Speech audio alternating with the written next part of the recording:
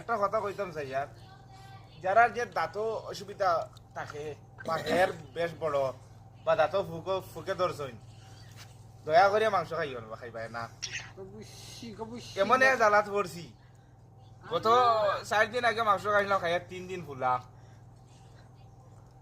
মানে খাওয়ার জন্য মানে আজাব বেশ হয়ে গেছে। আইজো কই বাদ দিয়ে খাইবার কাম নাই, রুটি দিয়ে এমনি খাইমু একদারে দি খাও, বাই মিস্টেক পড়ি গেছে আই ওদারো এরকু দেতে বাটাই নিও চাও ফুলি গেছে। 5 মিনিট গুছাইয়া আইসি অতবুটি রক্ত এরকু আর নাই, আগুনে তার শেখ দোয়া আর তারে হগু একবার দেখাও না। আর আর আনো অগুদে আনিয়ে ফারাও। টেনে মে রড এরকু গরম করা আর দেখা দেখা কো আপনি গরম করা আর মাঝে অবধি টানে এরকু গরুর আলদা যেন মারোন ওরা ওলা আলদা মারা হইছে টান দাঁত দেখা দেখা এখন দে আগর কো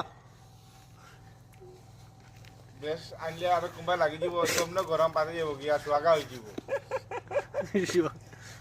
এখন হয়েছে দয়া করিয়া যেটা কইছি আমি এটা বিষয় নিয়া